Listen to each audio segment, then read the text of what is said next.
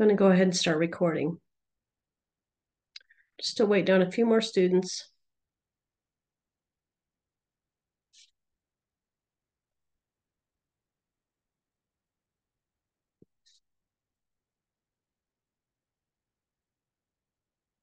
So you made it to week 3, Tuesday of week 3. How's everything going? Everybody getting organized with all their classes? It's hard, but we're trying. Yeah, it's a lot. This term is a lot.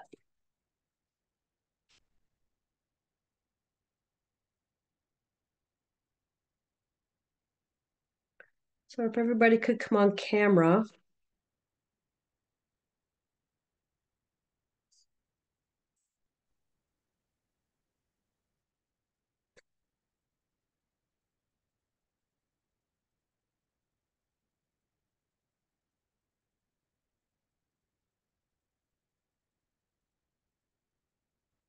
Anybody have any overall questions yet? You said you were gonna send out the samples for that paper that we need to fill out by the end of the term, but you Oh, didn't the send it. HESI prep. I did say that, didn't I? Hey, thank you. I will do that. Thank you for the reminder. Also, will probably send out a sample of the vulnerable populations assignment as well from a past term. Thank you for that reminder.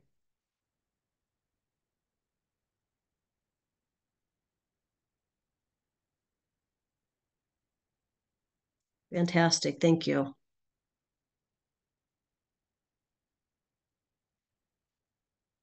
Okay. So we'll get going here. So welcome to week 3. Week from today, you'll be taking your first exam, right? This week, there was a lot in the week 3 announcement I sent over the weekend. I want to highlight that I resent out the exam review schedule.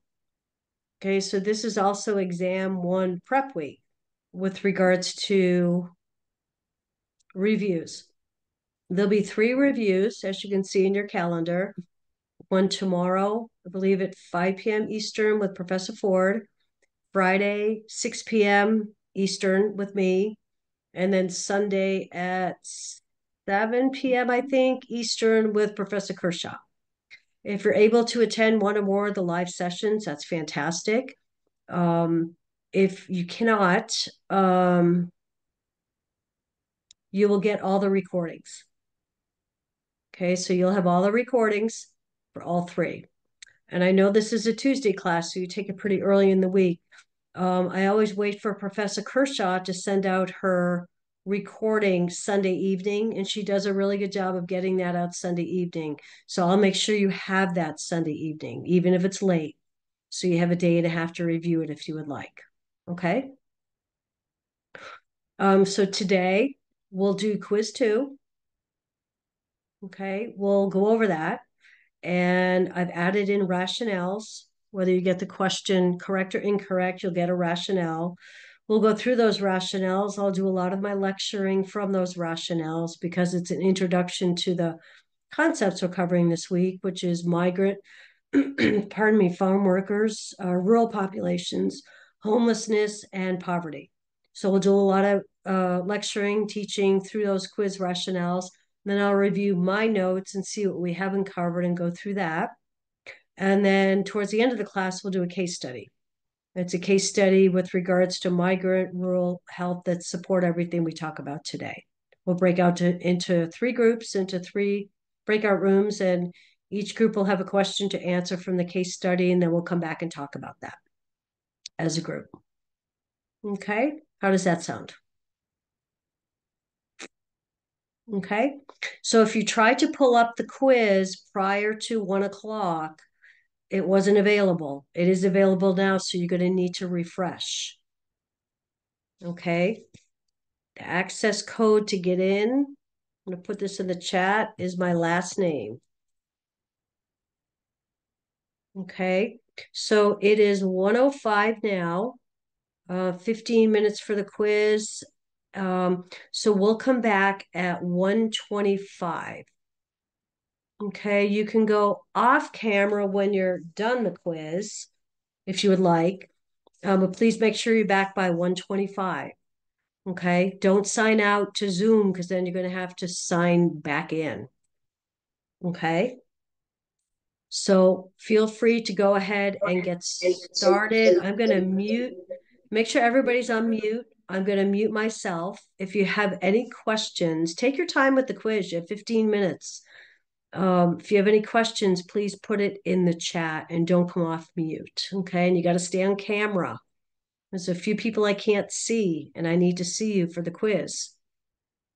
Okay, so go ahead and get that started, and we'll see you in a few.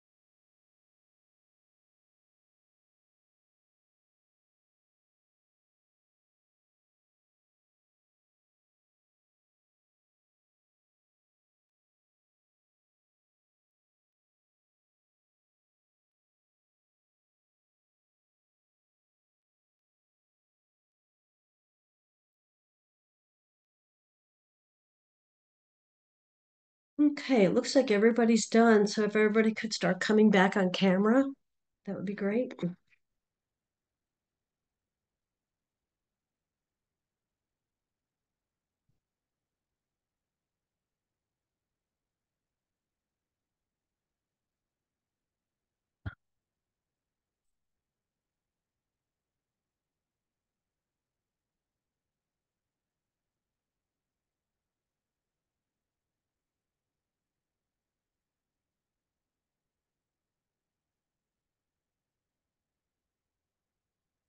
Hey, how'd everybody do? Good. Good. Hopefully you took the time to review the concept recording that was sent out over the weekend. Hopefully you took the time to do all the readings. Have a look at the PowerPoint. By doing those, you should have done well on the quiz. I'm still waiting for a few more students to come back on camera.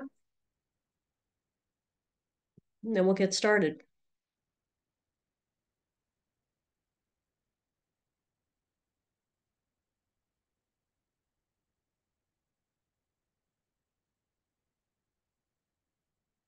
Jade, are you there, Jade? Cynthia, Kathy, Shireen?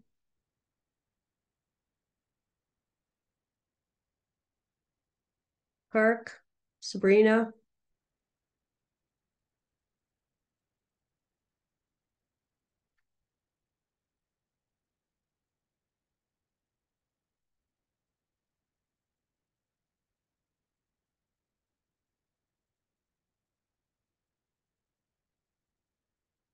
Okay. I'll pull up this. How are you liking the rationales?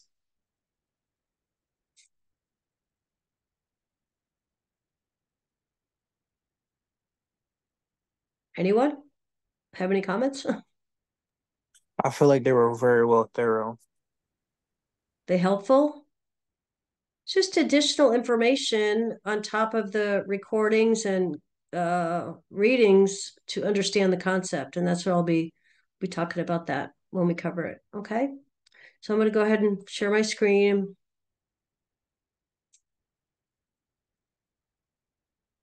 Okay. Can everybody see my screen?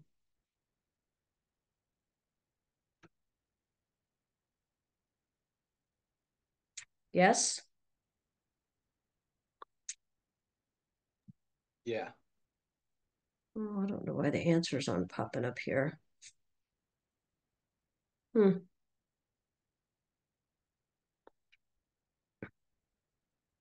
me try something different here. Are we going through the quiz? Uh-huh. Or okay. Yeah, I just have to find the right version here. Hang on a second.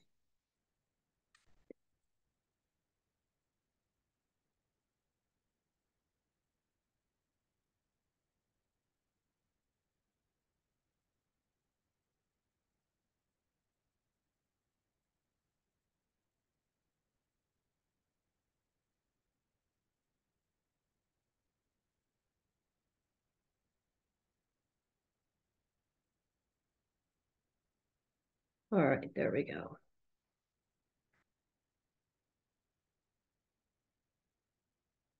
Okay.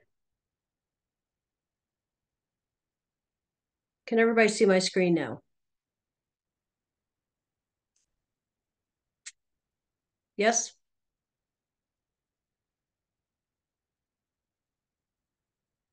Okay, Alan, Jeanette, Caleb, I can see you guys. Can you see my screen? Yeah. Thank you. Yes. Sorry, Okay. I was shaking my head. I'm sorry. That's okay. No worries. I can only see a few people once I share my screen. Okay. Let's start with question one. Okay, question one introduces the concept of rural communities. Okay, in your preparation, what did you learn about the rural communities? Which are the correct answers? We know that A is a correct answer, right? Right? We know that rural communities typically have a high risk of exposure to environmental chemicals, pesticides, right? We Right. also know that in the rural communities, they will be more likely to have more complex chronic illnesses. Okay. Most of them will not. This is actually the opposite. Most of them will not have adequate access to physicians. What is it about rural healthcare that creates this risk? They're not gonna go out to like specialty doctors or anything like that. Right. Because they don't have them. There are few in Yeah. that neighborhood. Right. What do we typically have at a rural community for healthcare services? A general practitioner. Mm-hmm. And really no specialty care, right? So if you're looking for cardiology or neurology, orthopedics, high risk OB, you're not going to find that in the rural community. You're going to have to travel. Okay. What's wrong with most of them will have employer provided insurance? Is that true? No. Negative, Why? because Why? they're being They are paying exploited. hourly. Pardon me? They are paying hourly.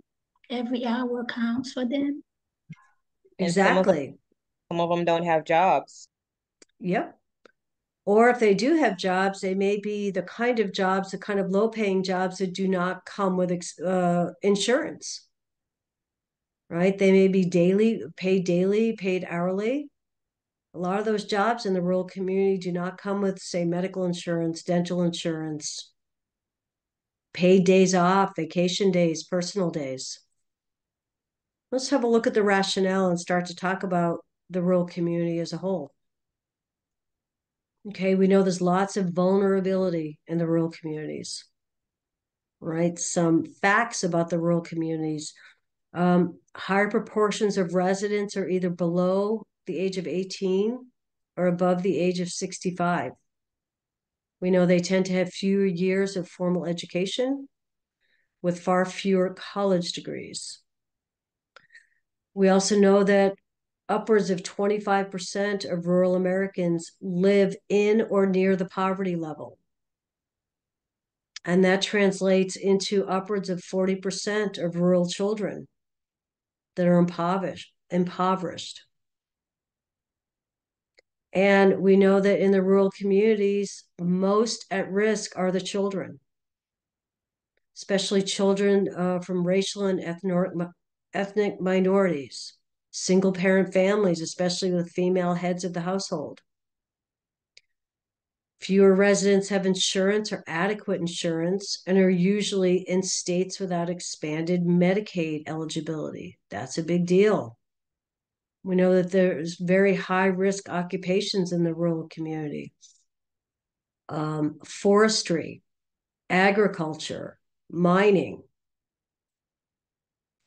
Another fact about the rural population in the second paragraph is that we know that the rural population is much less likely to prioritize their health or engage in preventative activities. They just don't have the access. Okay, they're more likely to smoke, have higher rates of alcohol, substance abuse, obesity, less likely to engage in any kind of proactive screenings or wellness visits. And they're much more likely to have chronic illnesses, heart disease, COPD, hypertension, arthritis, type 2 diabetes, cancer. It's incredible, but nearly 50% of rural adults have been diagnosed with at least one of those chronic illnesses, as opposed to 25% of the non-rural population. That's a very high number. So we know that rural adults tend to have poorer health, are less likely to seek medical care for some of the reasons we just mentioned. Maybe it's the pay structure. Maybe it's the lack of transportation, other barriers, such as not prioritizing their care, less likely to have health insurance, access to fewer physicians. Only 10% of US physicians work in the rural areas, whereas 25% of the population lives there. That's quite a drastic statistic. When they get sick, people in rural populations, they do have more difficulty maintaining independence because they may have to travel the distance between home and various services, lack of public transportation, and simply lack of services. I want to pull up your reading about the rural population. Let's see what we didn't cover. I'm just going to jump back and forth. I know we are going to cover the quiz, but this is a quiz question is a good introduction. Okay, the first part of this reading talks about your health access in the rural communities. Okay, it's difficult, right? We know that rural populations encounter barriers, okay? Barriers that limit their ability to obtain the care they need.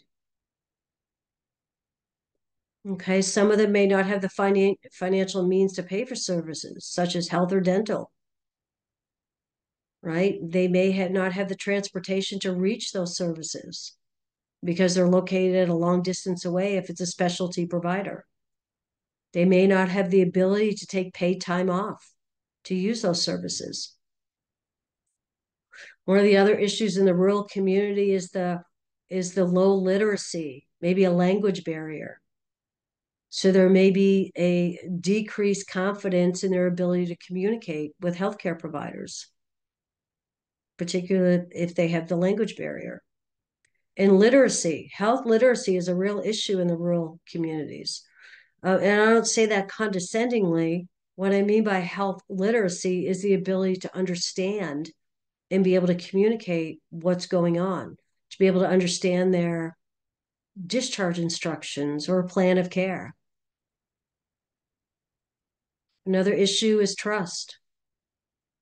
Can they trust that the services that are being used are going to be private? Okay, one of the big issues in rural communities along with that is anonymity. What do I mean by that? What does that mean? Confidentiality. Exactly. Privacy. Privacy. You know, in rural areas, everybody tends to know everybody else's business, right?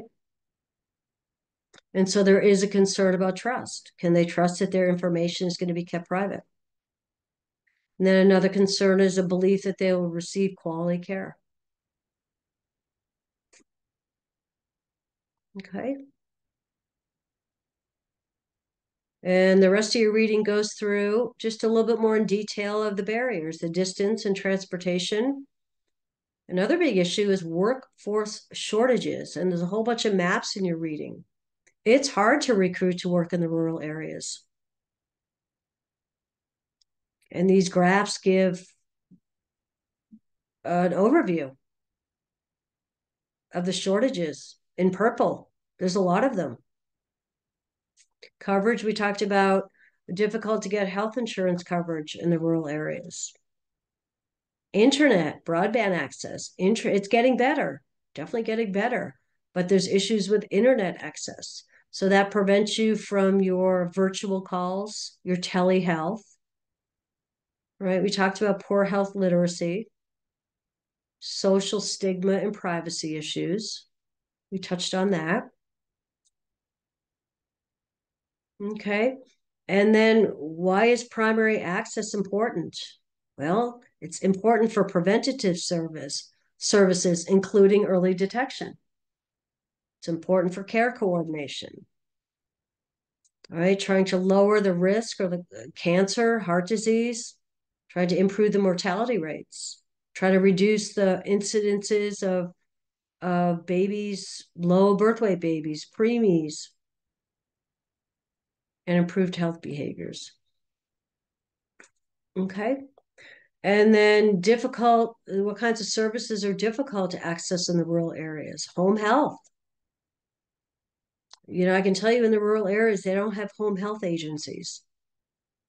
And this is requiring somebody to actually drive to a rural area. Okay, there's challenges that go along with that. Reimbursement is an issue for the rural areas. It requires a face-to-face appointment or meeting.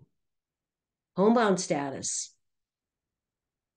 There's always changing rules and regulations for reimbursement and insurance coverage with the rural populations. Workforce, difficult to recruit. Here's your distance, right? And referrals are difficult, right? If it's somebody with complex chronic illnesses, okay, referrals become a challenge.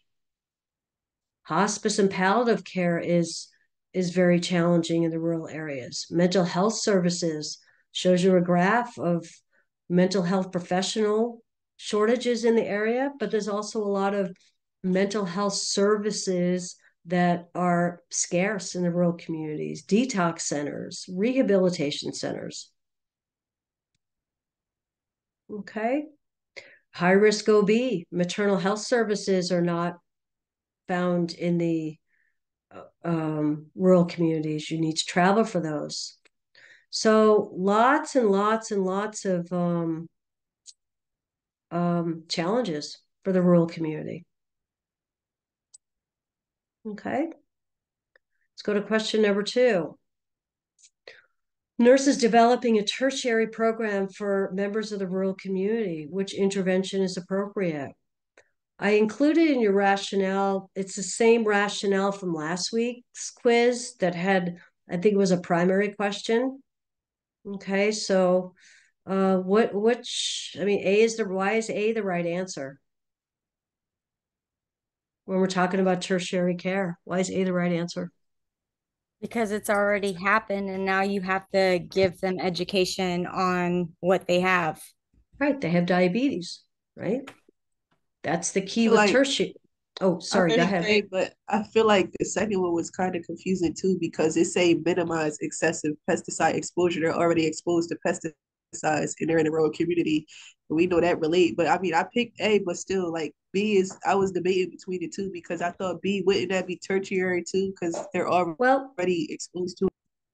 well, we don't know that they're exposed to it. But my Yet. thing is, The it doesn't say information, to the prevent, answer says that we're providing information on minimizing it. minimizing. So Exactly. we're trying to minimizing. teach them, information. We're trying to provide them information on how to minimize it. It doesn't say it's happened yet. Okay. Okay. So that would be primary, providing information on how to minimize your pesticide exposure. Okay.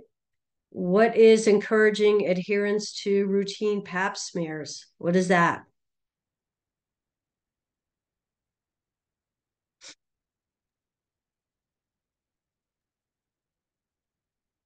Secondary. Why is that secondary? Screening, Because testing. it's a Primary, early It- identification. You're screening, right? Yeah, it's Screening is prevent it. secondary. Mhm. And then organizing a blood pressure screening at a local mall. What is that? Secondary. Secondary. Okay, and just to review, and we do need, going into the next exam, all the 3 exams and the HESIs have several questions about primary, secondary, and tertiary. So we do need to understand that. One of the discussions that came up in my class yesterday was education. Okay, remember, don't be thrown off by education being only at the primary intervention level. Okay, we're educating at every level, right? In the primary level, we're educating to prevent. In the secondary level, we're educating, let's say we've identified somebody that's at risk through a screening, right? We're educating them how to prevent that risk from going into tertiary, right? How to kind of reverse course. So we're educating them at that level. And then tertiary, whatever they have, in this case, it was diabetes. We're educating them on diabetic foot care. All right. So don't make the assumption that education is only at the primary level. It's at all three levels. So can I ask another question then Of course. about the second one? Can you scroll up a little bit? You bet. Okay, so education on diabetes related foot care. So isn't that minimizing the risk of injuries Isn't by that what? educating? Isn't that, I'm sorry, I'm sick. Isn't that Oh. minimizing the risk of injuries for diabetes, like educating families on diabetes related foot care? Isn't that to minimize the risk of injuries? Or yeah, Or am I yes. reading it wrong? No, I'm just asking because they Yes. both are education, but I still don't understand how the second one wouldn't be tertiary as well. Because I would, if it say provide information on preventing excessive pesticide exposure, but it says minimizing. So in my mind, I'm thinking, okay, so they already was exposed, but they want to minimize it being further exposed. So being so they're already exposed, isn't that tertiary as well? Well, I'm You're not just trying to reading the minimize it. I'm not reading the question that they've already had. I'm not reading the question or the answer as already been exposed. I'm reading Okay, it the as wording, we're okay, some people just read it differently, I guess. Never. okay. No, but I wasn't reading the question saying that they had a pesticide exposure. I was It's the reading word minimizing for me. Minimizing to me is okay. like, okay, you already got it. Now you got to minimize it. Just like tertiary response, they have diabetes, but they're trying to minimize Okay. the. You get what I'm saying? That's just Yeah, how I do. Thank you for that feedback. I appreciate that. I appreciate that. Thank you. Okay, let's go to question 3. Okay, this is a migrant. Now let's talk about the migrant farm worker presents to the migrant outreach clinic complaining of several things, actually. Abdominal pain, nausea, vomiting, diarrhea, skin rashes, eye irritation, throat irritation, difficulty concentrating. Which nursing intervention is appropriate? When reading about migrant farm workers, what's one of the biggest risks of exposure for the migrant farm workers? pesticide. Who said it? Somebody just said it. It was me, pesticide. Pesticides. Okay. So the answer, I mean, if you think when you're reading the question, you've got to identify who your population is. So we're thinking about migrant farm workers here. So they're presenting with all these things. So this is potentially a pesticide exposure, correct? All right. So ask the farm worker if they're using chemical pesticides at work. Obviously, we wouldn't be requesting an order for an antihistamine. We're not treating, right? To complete a TB symptom screening, that's not what these symptoms are, right? And same with conjunctivitis. I mean, yes, they have eye irritation, but they have a lot of other things going on. So the only logical answer that makes sense is, do they have some kind of a chemical exposure? So in the rationale, what I'd like for you to understand, right? Let's assume you're a community nurse working in the clinical setting. I would like for you to be able to identify what is a client going to present with an acute exposure, and what are they going to identify with chronic exposures? In chronic, what do we mean by chronic? Chronic, we mean they've been exposed over a period of time. And it doesn't go away. Yeah, and there's a significant difference with acute, which we already in the question know what acute signs and symptoms are, but think about chronic. Okay. Birth defects, cancer, blood disorders, neuro issues, reproductive issues. These are all potential risks with the exposure over time. Okay.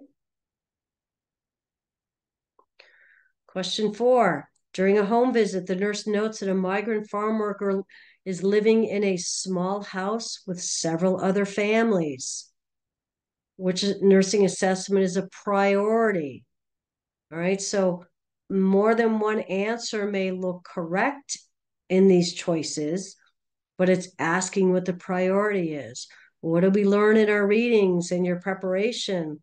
about migrants living in small quarters with a lot of people. What is one of the risks? TB infection. Tuberculosis. TB. There's actually three big risks: TB, hepatitis, and GI issues. So if you've identified the migrant worker in your question, what's the issue? Living in a small, crowded house. Then you need to think, what is the risk? This would be a good time to do a TB screening questionnaire. Okay, let's look at the rationale here. When migrants arrive to a farm to work, they may find that housing is not available or that it is substandard. Maybe it lacks sanitation, has structural issues, has mold, has lead, broken appliances, lack of climate control. Some migrants actually live in cars or tents. When housing is available, it tends to be overcrowded, which contributes to TB, GI, hepatitis. Older homes exposed to lead. All right. Also, the housing may be located next to the fields where they're working, right? Which increases the risk of the pesticide, herbicide exposures, which is going to increase the risk for health issues, especially where children are involved. Right? We know that on the farms, there's a high risk for lots of things. There's a high risk for injury, accidents from all that machinery or equipment. There's a risk for trauma. Migrant workers also are at risk for substance abuse, alcohol abuse. Violence is prevalent. Domestic violence.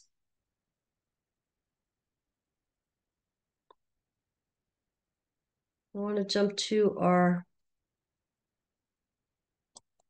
migrant reading sheet.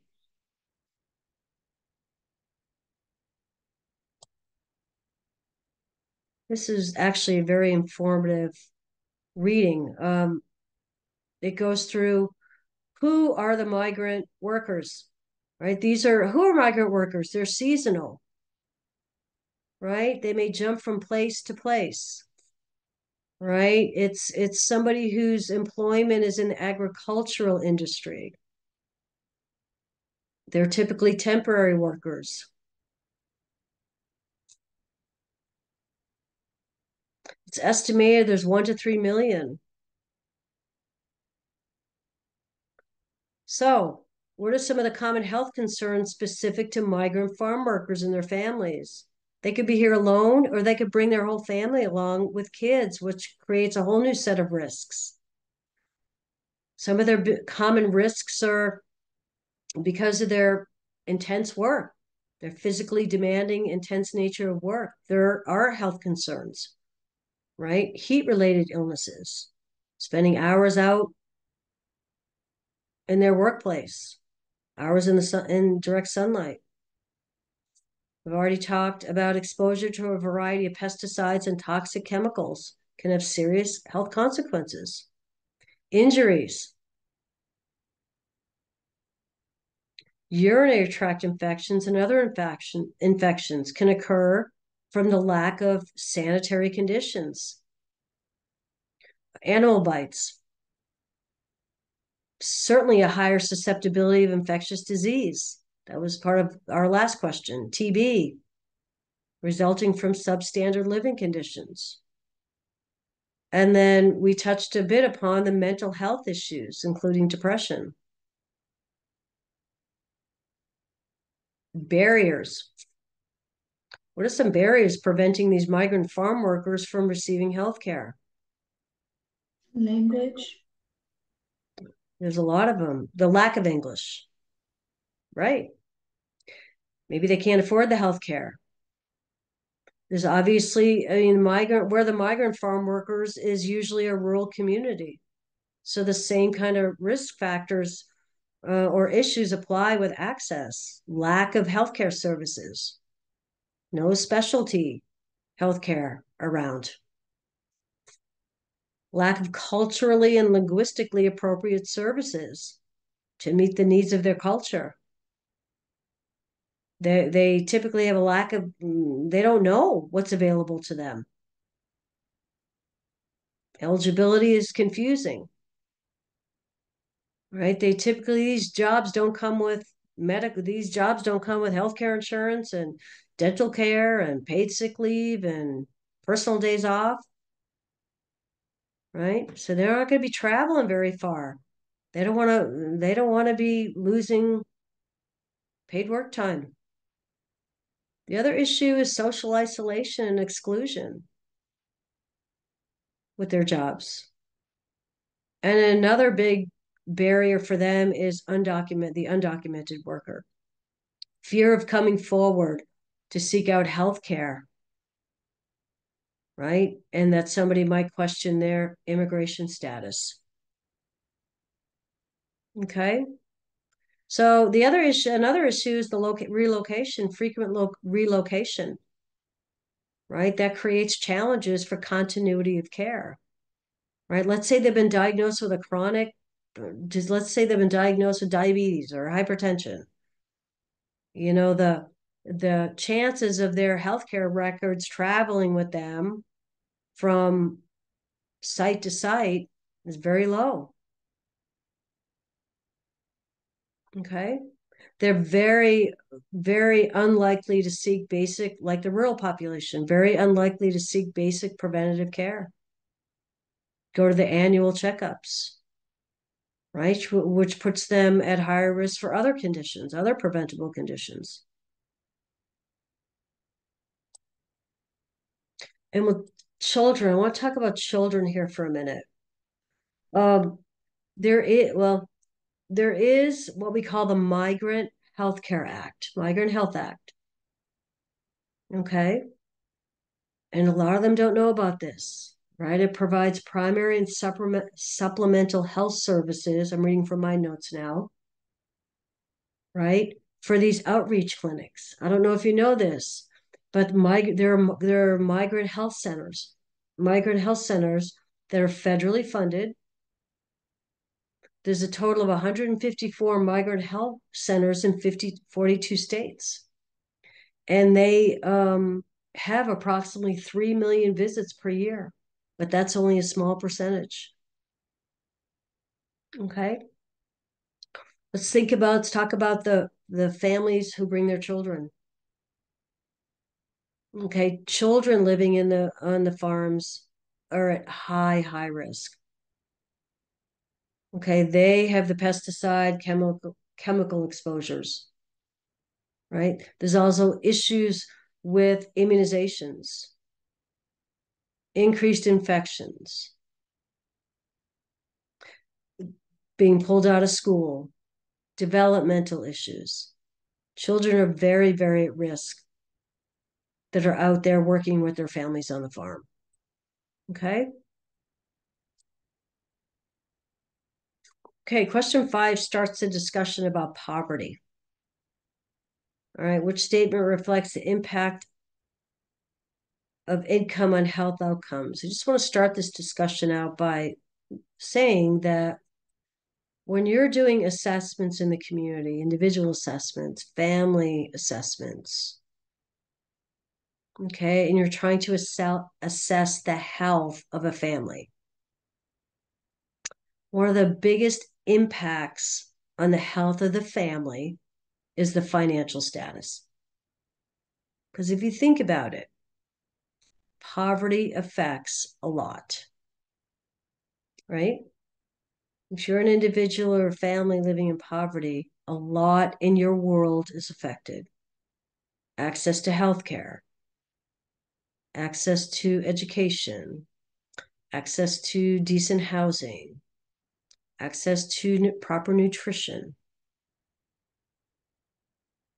and so on. Okay, so if you just think about question 5 in general, okay, we know that low income will increase the risk of chronic illness, right? Due to lack of access. We know that low income reduces the attendance to wellness visits. Maybe they, a lot of people who live in poverty are worried about surviving day to day, right? They're not thinking about wellness visits. Maybe they don't have transportation. Maybe there's a language barrier. Maybe they just can't get there. Okay, high income reduces the attendance at wellness visits. That's just simply not true. Okay, and low income does not improve health outcomes. Okay, that's true. So let's talk about poverty here.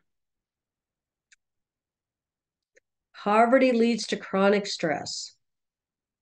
Poverty leads to mental health issues. Poverty leads to high rates of chronic illness.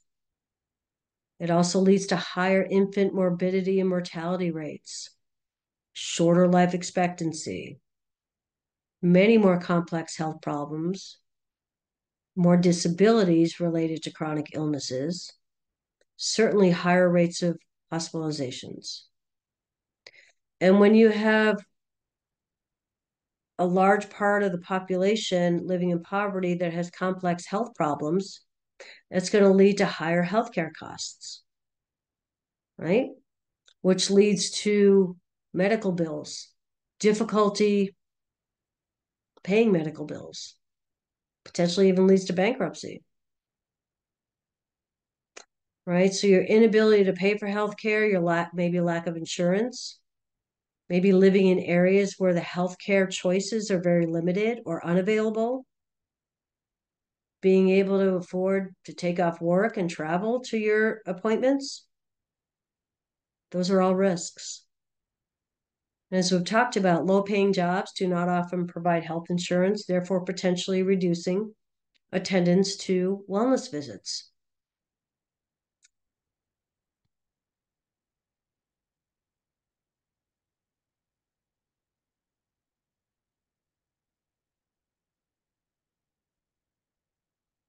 Go to your reading page on poverty. I'm not going to go through the whole thing, but I want to point out a few things. The top of it is statistics. Okay, how poverty has been identified over time. Statistics about that. Geography, right? Typically, poverty tends to be clustered in certain regions, certain counties, certain neighborhoods, being spread rather than being spread out evenly across the nation. Okay? Poor living areas where poverty is prevalent, all right, they face enormous risks beyond those of their individual circumstances. Oops.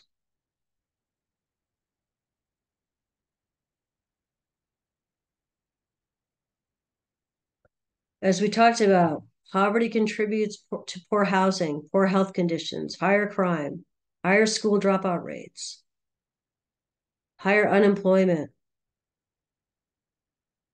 All right, economic conditions in very poor areas can create very limited opportunities for poor residents.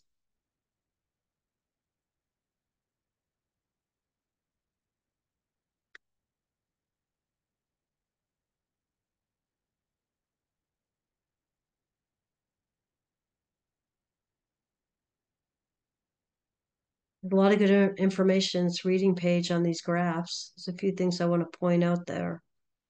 Right. And this really goes into the next question. But how is poverty defined? All right. It's poverty is defined as having an income below the federally determined poverty threshold. Okay. These thresholds were developed in the 60s and they're adjusted annually. Right. The poverty threshold, this is the federal government's estimate to which a family, given its size and cash income, can meet basic needs. Okay, what are basic needs? Purchase food, have shelter, clothing, essential goods, and services.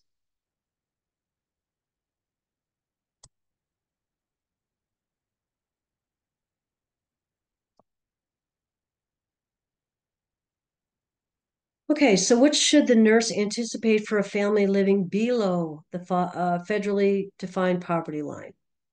Okay, well, we certainly know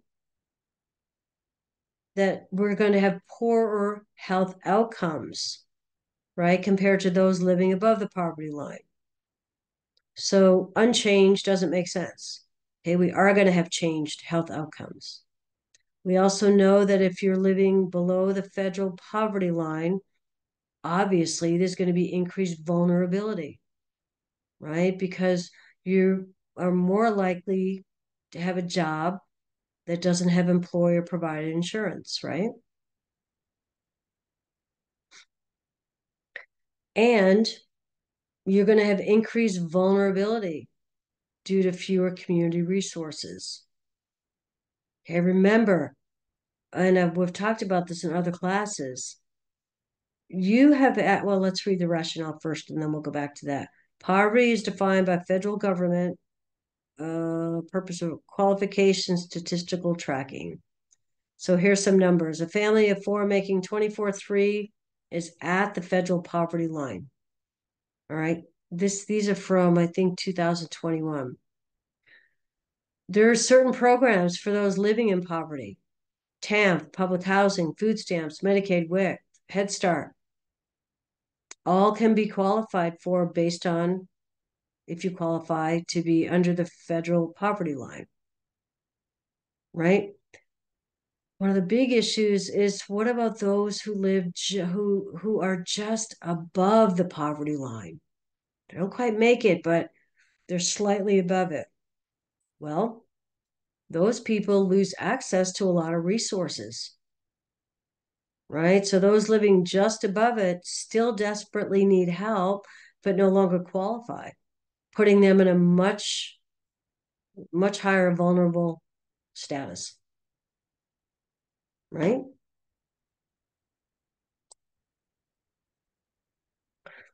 Okay, which client is at the highest risk for adverse health outcomes related to poverty? What's the key word in this question? Highest risk. Highest. Okay, so this is an example of a question that if you go through it and say, well, I guess a 68-year-old could be at risk too. 15-month-old, that's a kid, that could be at risk, right? So you come up with a couple of answers, right? But it's not a select all that apply. You're going to go back and read the question and see if you missed something. Okay, it's not to say that multiple answers here couldn't be at risk. It's asking which client is at the highest risk. And we know from our readings that a child has the highest risk of outcomes. And this one doesn't even have a medical history. Okay, so it's not that the 68-year-old is not at risk, but the child is at a higher risk.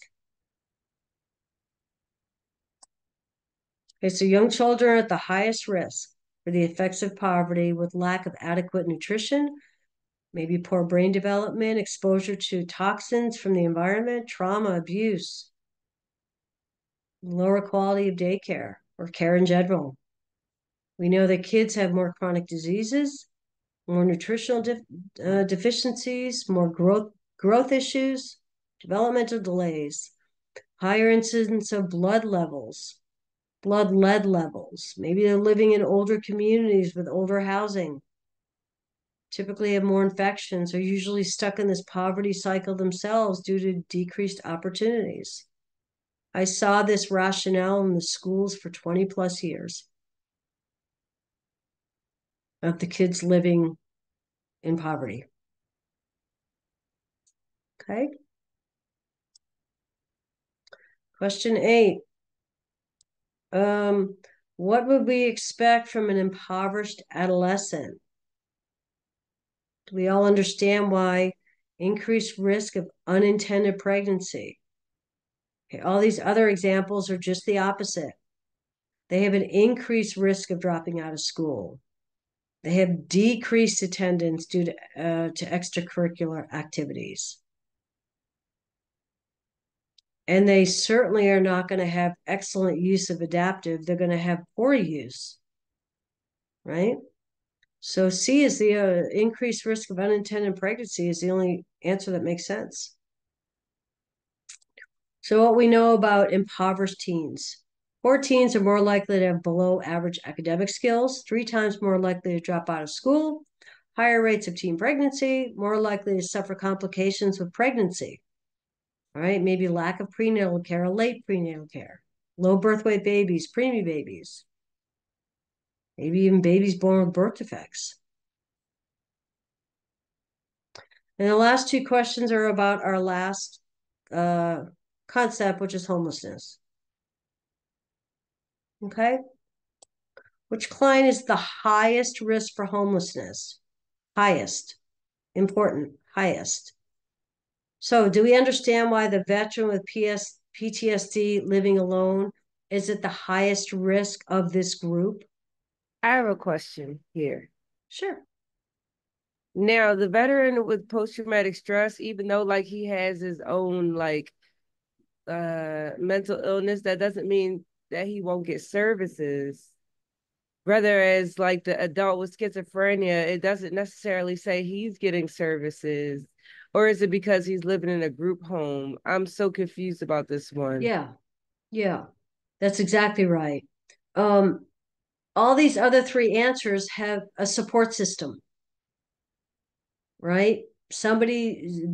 This person's in therapy. This person lives in a group home. This person has a supportive family.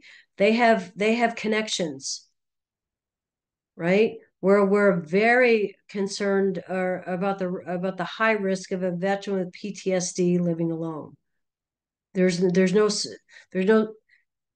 support system right now for that person. Does that make sense?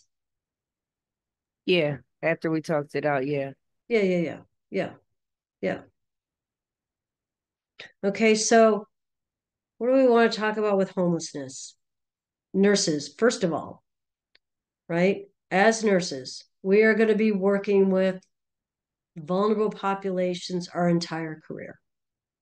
Okay, so this rationale actually applies to all the vulnerable populations we work with, specifically the homeless. Okay, we must respect the individuality of every person. Okay, most homeless people don't want to be homeless, and they will tell us their stories. All right, we know that many factors can contribute to homelessness. Many of us are only 1 or 2 paychecks away from being unable to maintain our housing.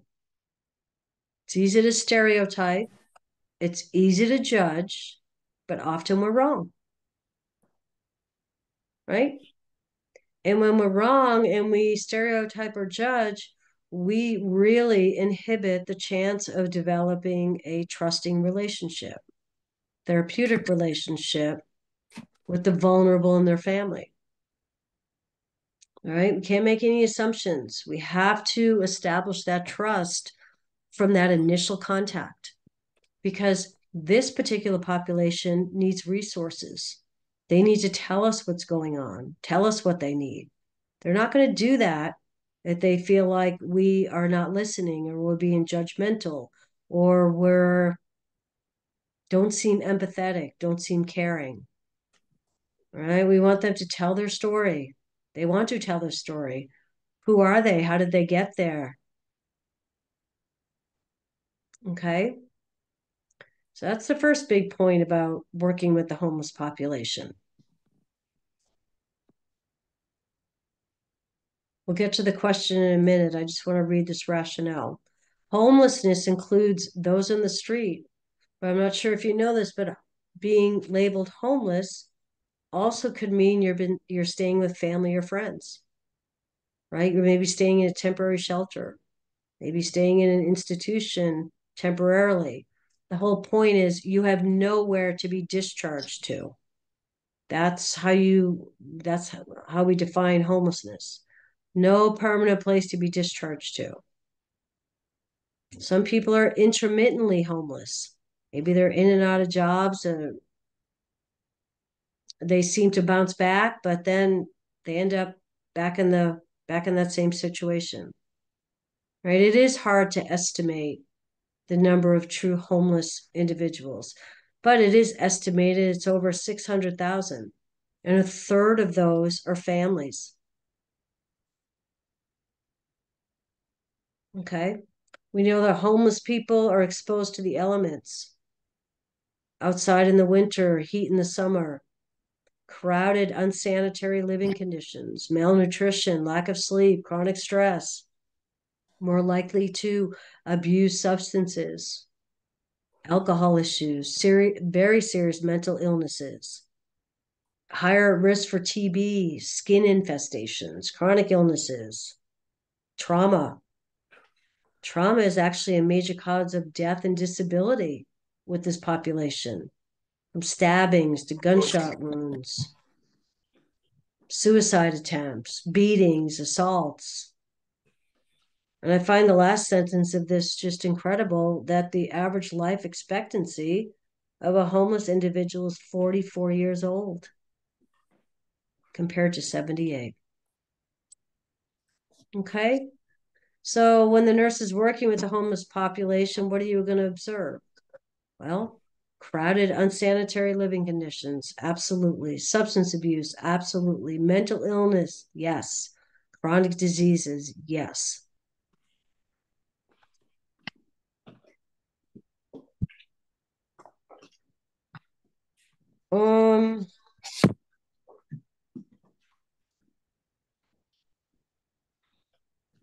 Talked about that. Shut up, baby.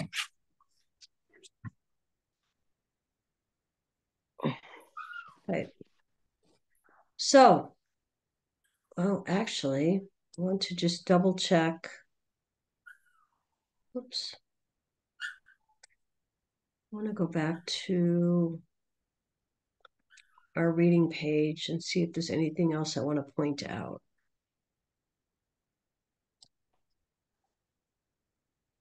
We'll get to the case study. So, overview. Oh, here's your statistic of over 600,000. Who can be homeless? Anybody, right? Men, women, children, all races, ethnicities, occupations. Risk factors, we pretty much addressed that. Here's where we talk about that initial approach, the trusting therapeutic relationship. Some of their issues, clinical medical conditions, dual diagnosis is very common with the homeless population, mental illness and substance abuse. That's a very common dual diagnosis with this population.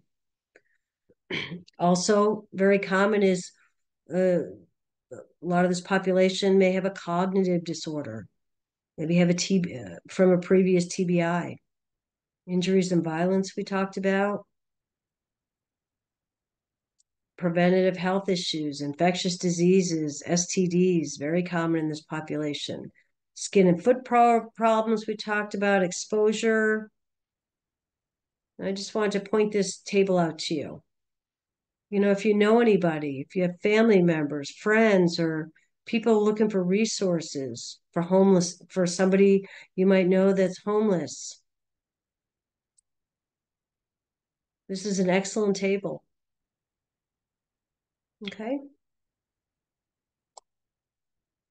Okay, so you feel like you have a good overview of these 4 concepts?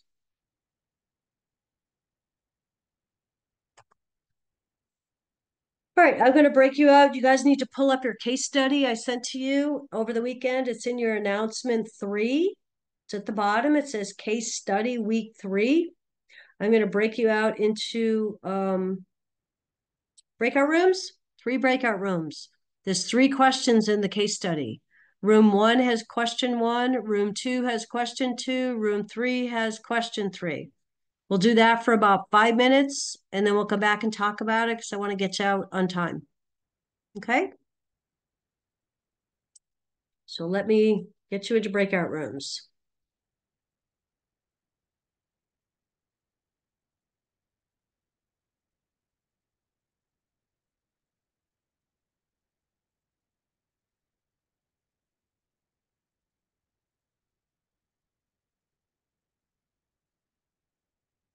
Okay, you're going to get an invitation to join a breakout room and then have a look at the case study, come up with the answer to your questions, and we'll talk about it in about 5-6 minutes. So somebody needs to have it pulled up.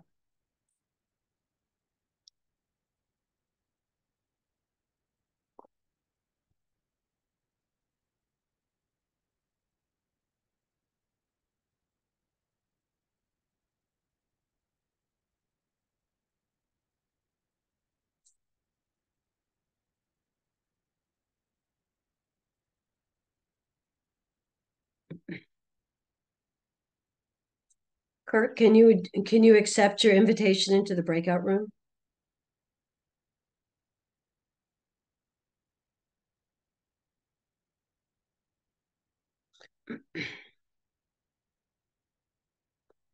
Kirk, are you there? There we go.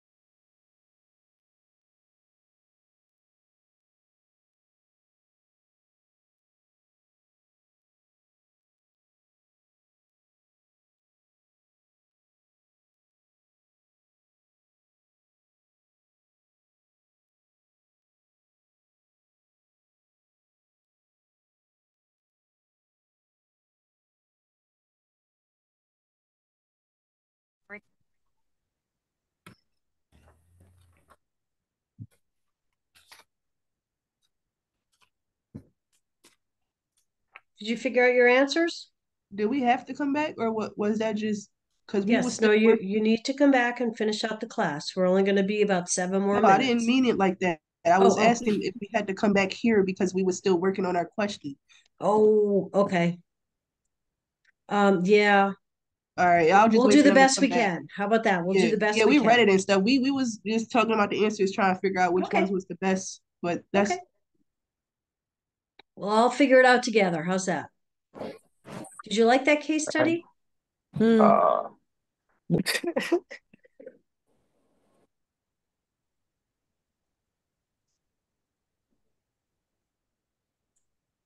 all right.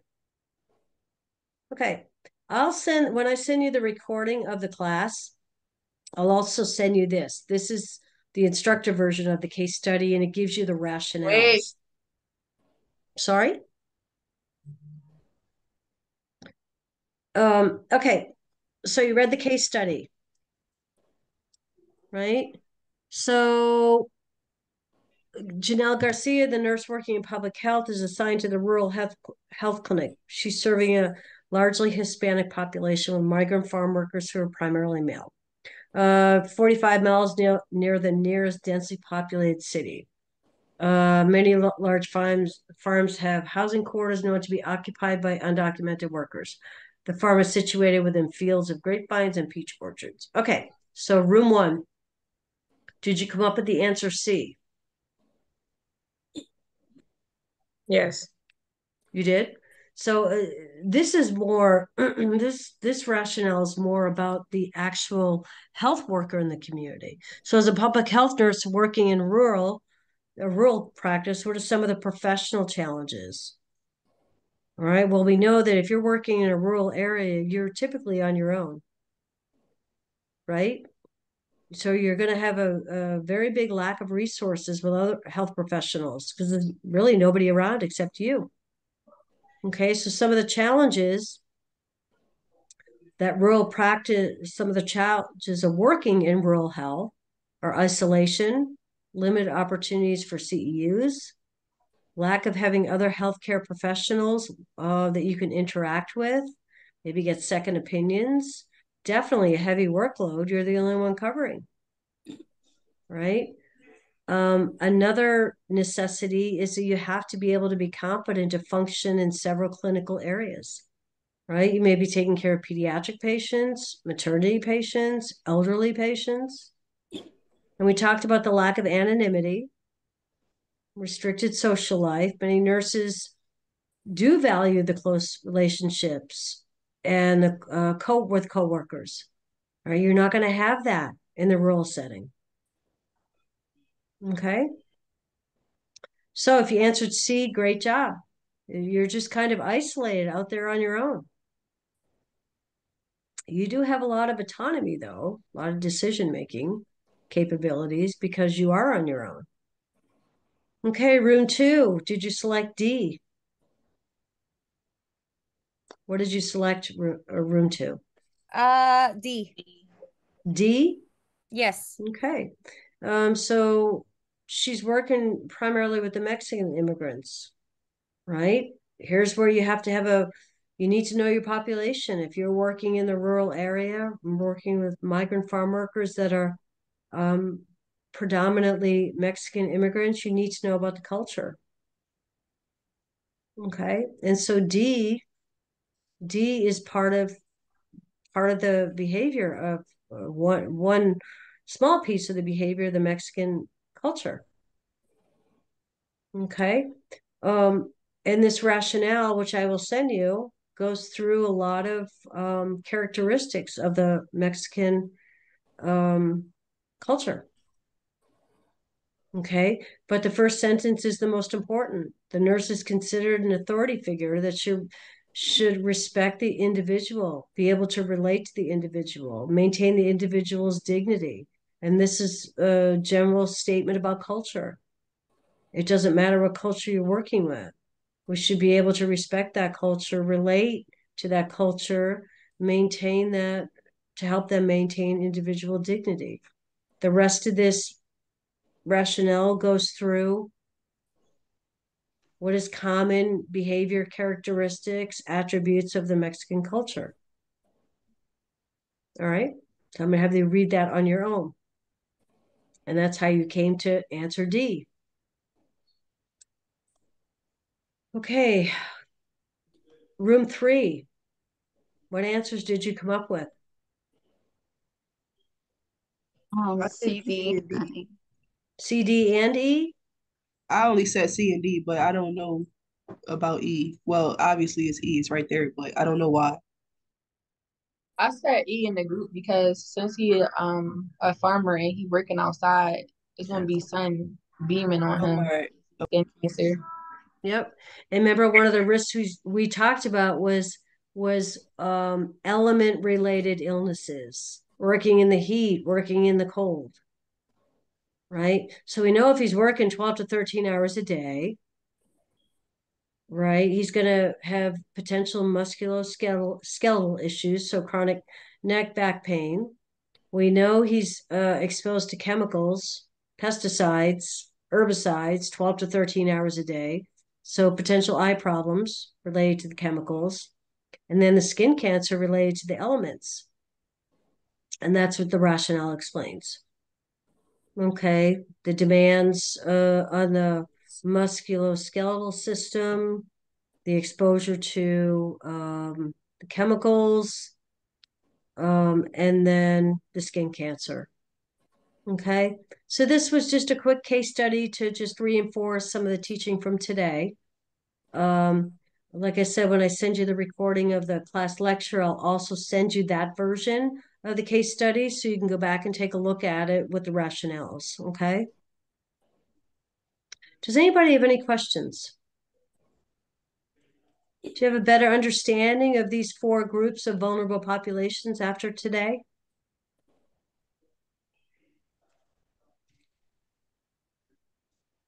Yes.